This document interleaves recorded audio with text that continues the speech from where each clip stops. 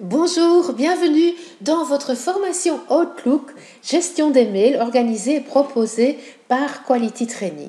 Par cette petite formation, nous allons vous expliquer des astuces qui vont vous permettre de gérer vos mails de manière optimale, de gagner du temps et de mieux vous organiser.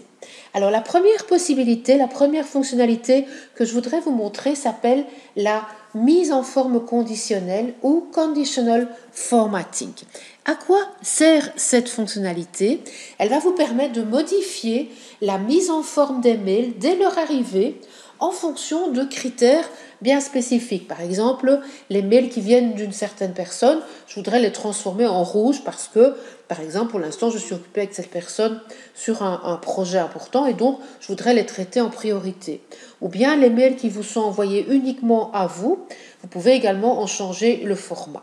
Pour cela, vous cliquez simplement sur View, View Settings, et ensuite, vous allez aller sur l'icône Conditional Formatting ou mise en forme conditionnelle en français. On va ajouter une mise en forme et je vais appeler cette mise en forme Pauline parce que c'est une personne avec laquelle je travaille pour l'instant et on est sur un projet qui doit être traité rapidement.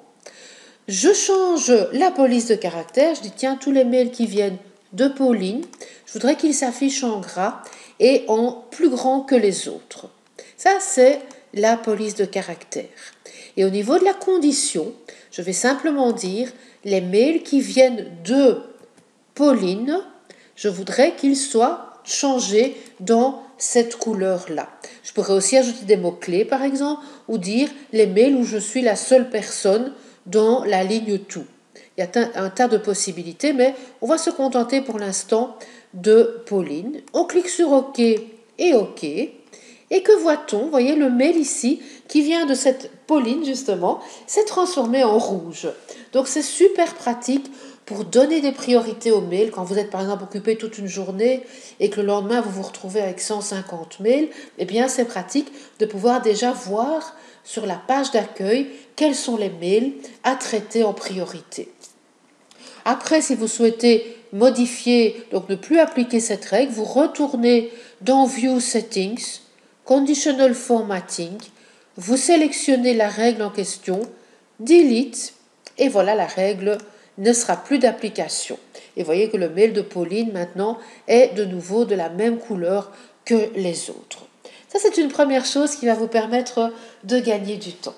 Autre possibilité bien pratique, c'est la possibilité de faire travailler Outlook à votre place grâce à des règles internes. Comment est-ce qu'on crée des règles internes et pourquoi? Ça peut servir par exemple à ranger automatiquement des mails qui viennent d'une certaine personne dans un dossier ou des mails qui sont moins importants pour éviter qu'ils polluent votre boîte de réception. On va les mettre dans un dossier à lire plus tard. Donc il y a plein de possibilités de règles internes qui vont vous aider à gagner du temps et surtout à vider votre boîte de réception de mails qui ne sont pas spécialement utiles.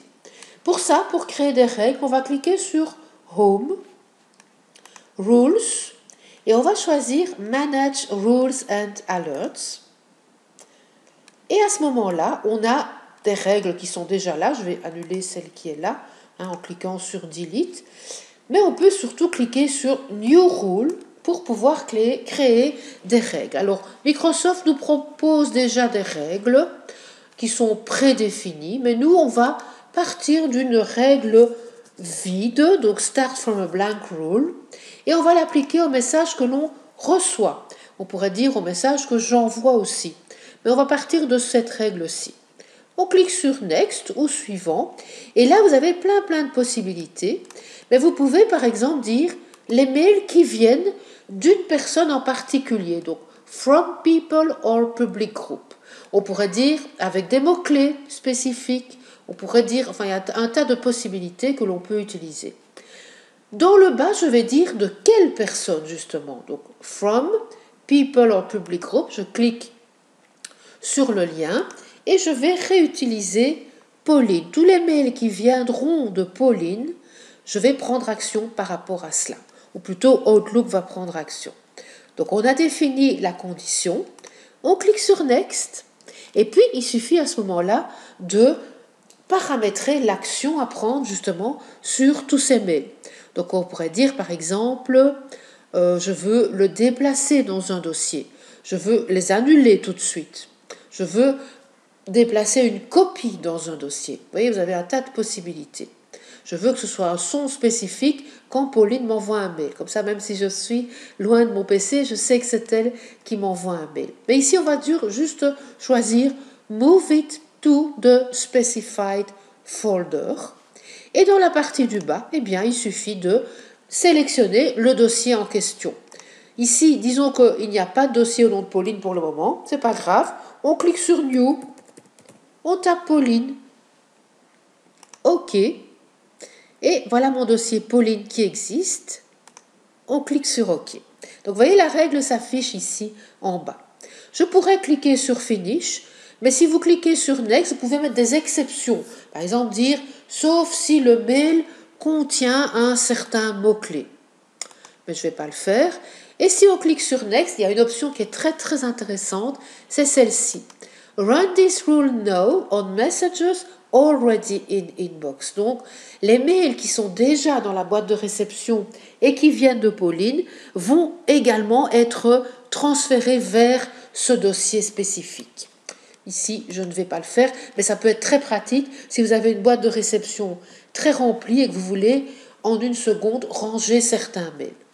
Et ensuite, on clique sur Finish. Et voilà notre règle qui est là. Donc le prochain mail maintenant que Pauline m'enverra se rangera automatiquement dans un dossier spécifique. Ensuite, je peux cliquer sur Apply et OK. Ensuite, si vous n'avez plus envie d'activer cette règle, vous retournez sur Rules, Rules and Alerts, et simplement vous la deletez. OK. Et vous repartez à ce moment-là de zéro. Donc les règles internes, en fait, elles vont vous permettre de gagner du temps, en fait, d'automatiser certaines actions qu'Outlook va faire à votre place. Ça, c'est la deuxième chose que je tenais à vous montrer aujourd'hui dans cette formation. Une autre possibilité bien pratique proposée par Outlook est la création de modèles ou templates. Imaginons que vous souhaitiez envoyer plusieurs fois par mois ou plusieurs fois par semaine le même style de mail, le même style de contenu de base, mais que certaines données doivent être changées. Généralement, qu'est-ce qu'on fait? On fait un copier-coller d'un ancien mail et on le reprend pour le nouveau. Mais là, on perd du temps et on a des risques d'erreur également. Donc, ce qu'on va faire, on va créer un modèle qui nous permettra de repartir de zéro. Alors, comment créer un modèle? D'abord, il faut enlever la signature. Donc, on ouvre un nouveau mail vierge, on enlève la signature et puis simplement, vous allez paramétrer les données qui ne changent pas. Par exemple, ici, c'est toujours la même personne qui sera en copie. Le titre est également toujours le même et le texte de base, on va également l'indiquer pour qu'on ne soit pas obligé de le retaper. Par exemple, please find enclosed the training report. Voilà. Et puis, on va simplement mettre la formule de politesse. Voilà. Ça, ce sera notre mail de base. On va l'enregistrer comme un modèle. Simplement pour cela, on clique sur File, Save As. Et on va choisir l'endroit où on va le sauvegarder. Je vais le mettre sur mon bureau, mais vous pouvez également le sauver, par exemple, sur votre réseau pour avoir un backup éventuellement. La seule chose à faire, c'est de modifier le type.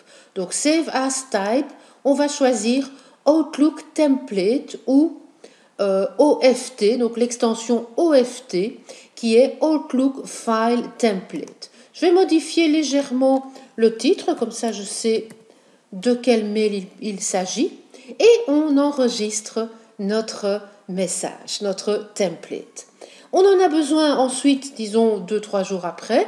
Il suffit de retourner sur le bureau et vous voyez, mon modèle est ici. Il suffit de le rouvrir, d'indiquer la personne à qui on va l'envoyer, hop, et de modifier les données qui doivent être modifiées, tout simplement.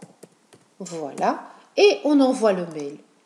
Et après, on en a de nouveau besoin, on repart de zéro avec un mail vierge qui contient uniquement les données dont on a besoin. Passons maintenant à quelques options qui sont bien pratiques et que l'on peut déjà paramétrer avant l'envoi du mail. Donc vous ouvrez un message vierge et on a déjà ici dans l'onglet message une option bien pratique qui est le follow-up. Quand vous activez le follow-up et que vous allez cliquer sur Add Reminder, vous pouvez ajouter un rappel pour vous-même si jamais la personne à qui vous écrivez ne vous a pas répondu par exemple pour le mardi à, on va dire, 10 heures. À ce moment-là, Outlook va vous envoyer un rappel à vous. Mais vous pouvez également, et ça c'est bien pratique, envoyer un rappel à la personne à qui vous écrivez. Donc si vous choisissez Reminder, vous pouvez dire à Outlook, si la personne n'a pas ouvert mon mail avant cette date-là, à l'heure que l'on choisit 13h30, c'est la personne en question qui recevra au milieu de son écran un pop-up de rappel pour dire attention, il est temps de répondre à votre collègue. Donc ça c'est très pratique pour pouvoir s'organiser. Ensuite, dans l'onglet options, on a des options intéressantes aussi et souvent sous-utilisées, à commencer par celle-ci, Use Voting Buttons. Ça, c'est très pratique si vous avez une question à poser à, on va dire, 50 personnes, par exemple, 50 collègues, et que vous n'avez pas envie d'envoyer 50 mails et de lire 50 réponses. Vous allez pouvoir, si vous cliquez sur Use Voting Buttons Custom, personnaliser vos boutons de vote. On va dire, par exemple, que vous proposez des dates pour une réunion. Je vais mettre, par exemple, 12 avril, je le mets en anglais. On sépare par un point-virgule. 15 avril et 18 avril. Vous pouvez en mettre plus, bien entendu, mais ici on a 3 boutons de vote. Que va-t-il se passer concrètement quand les personnes vont recevoir votre mail? Elles auront les boutons de vote en haut de l'écran, vous voyez ici. Je vais vous montrer ce que ça donne en réel. Et elles auront juste à cliquer sur le bouton qu'elles souhaitent choisir pour que vous receviez la réponse. Et dans le mail que vous avez envoyé, vous allez avoir la consolidation de toutes les réponses. Donc par exemple, vous allez voir que 10 personnes ont choisi le 12, 20 le 15 et 20 le 18, par exemple. Je vais déjà fermer ceci. Et qu'est-ce que je vois dans mon mail d'origine que je vais envoyer? Vous voyez, j'ai mes 3 boutons ici qui sont déjà prêts à être activés. J'envoie le mail. Je vais me l'envoyer à moi-même, comme ça je vais pouvoir vous montrer. Je mets simplement un titre et je clique sur Send. Voilà, donc j'ai reçu le mail et je vois au-dessus, vous voyez, on a vote et on a les 3 dates. Et il me suffit de choisir la date, par exemple le 15 avril. Je vais pouvoir envoyer le mail comme cela ou bien rajouter un petit commentaire avant de l'envoyer et mettre par exemple avec grand plaisir. Voilà, donc je peux ajouter un petit mot au mail que j'envoie à la personne en question. Et on envoie. Une autre option intéressante est le Delay Delivery.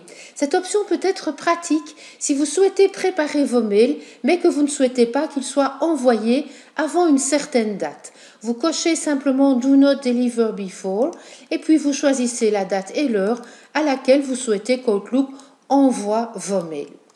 Autre option, le Have Reply Sent To.